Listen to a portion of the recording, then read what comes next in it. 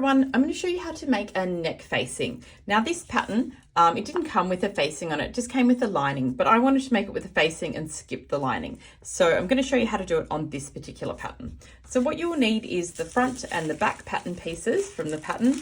You'll need some pattern making paper. It doesn't have to be the fancy one with the lines and the dots on it, just any kind of thin see-through paper works. You need a ruler, you need a sharp pencil or a pacer, a sewing gauge, and an eraser for if you make any mistakes.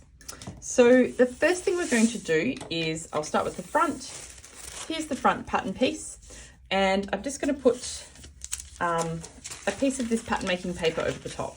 And what I'm going to do is line up the dots and the crosses and the lines on this so it's similar to the pattern, just because otherwise we can get a bit confused. So I'm just going to press the paper there, and that is nicely lined up on the pattern. So what we're going to do is just trace around the top part of the pattern.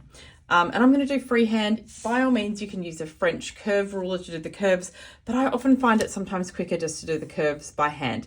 Now, when you do that, I just do little dashed lines. I do find this easier than trying to draw a long straight line. So there's the neckline, and then we'll use the ruler for the straight parts of the pattern. I'll zoom in here so you can see a little bit better. So that's the center front, we'll draw that. We'll mark this is the shoulder, and I'm going to spin this pattern around as I'm working on it, just because it makes it a bit easier.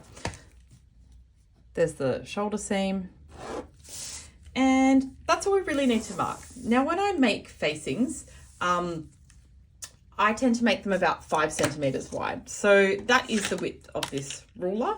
And on the sewing gauge, that's 5 centimeters there. Now, because I've said 5 centimeters, you could just think, well, we're going to just do 5 centimeters down there and that would be your facing. But we need to incorporate seam allowance, because this pattern already has seam allowance in it, and that's 1.5 centimeters. So you imagine we've already got 1.5 centimeters along here in the shoulder seam, and we've already got 1.5 centimeters along here in this neck seam. So because we're doing a 5 centimeter facing, we're going to make it 6.5. So we're adding on that 1.5. Because I have traced this, I can take the paper now off the pattern, but before I'll just see if there's anything else I'm missing. There's no notches or anything like that.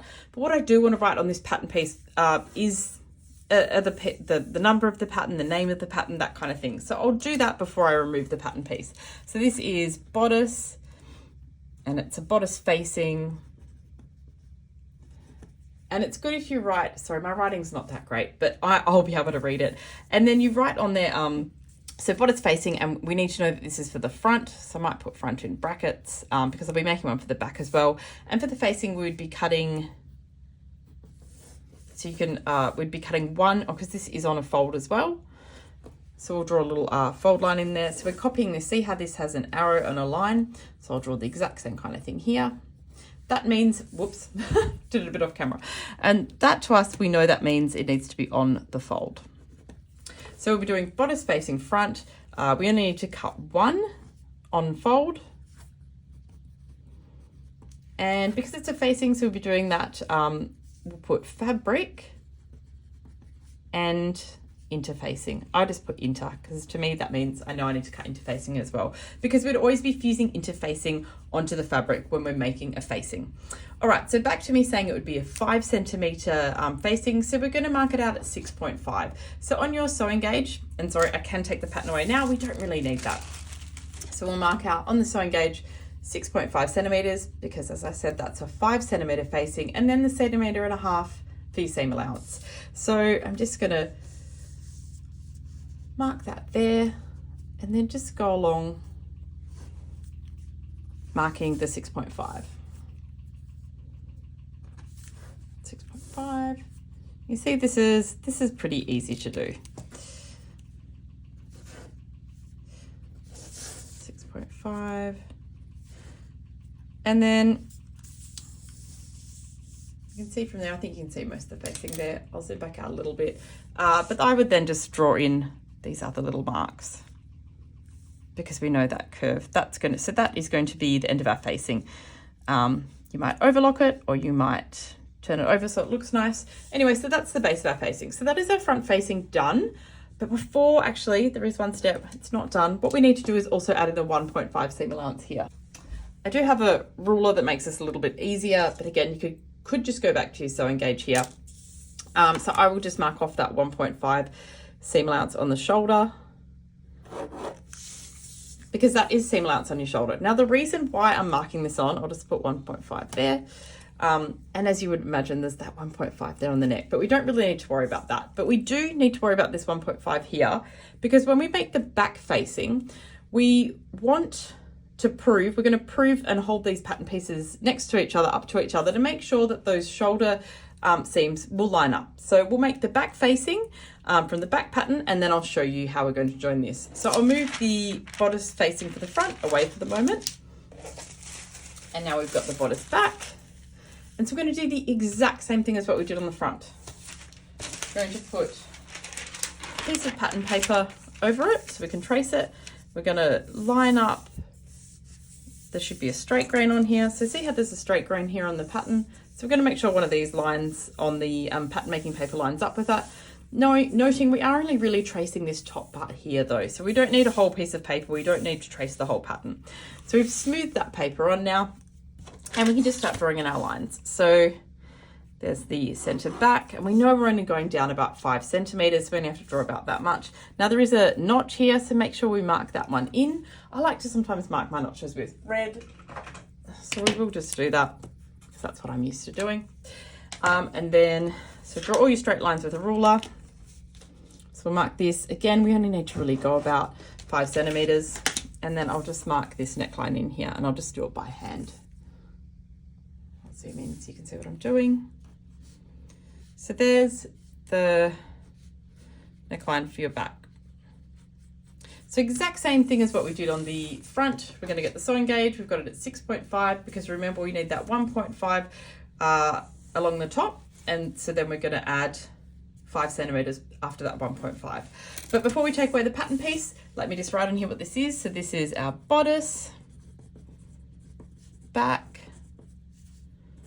facing. Again, excuse my handwriting, it's not amazing.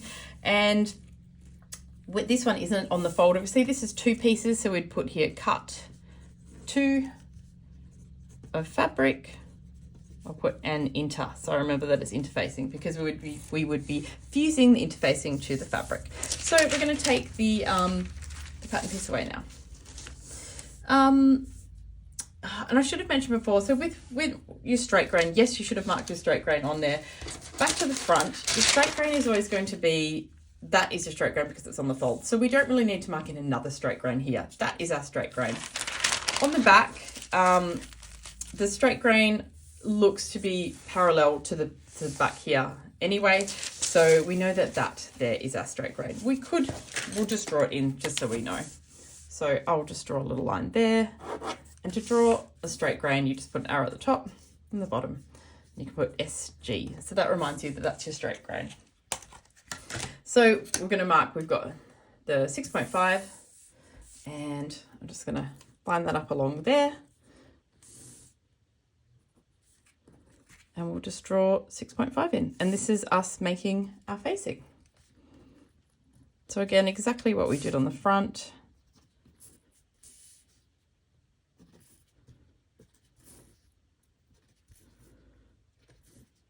6.5. Okay, and I'll just draw in a few of those lines to fill it in. So that is our back facing. Now, the thing that I said we're going to do though, we are just going to make sure that these shoulder seams meet on our facing. So I'll just grab this ruler again, and we'll just do the 1.5 centimeters. So there. So that is 1.5. So we've got, I'll zoom out so we can see this. We've got, there's our bodice back facing. And here's our bodice front facing. Now what I might do is I'll just chop this out so it's a bit easier.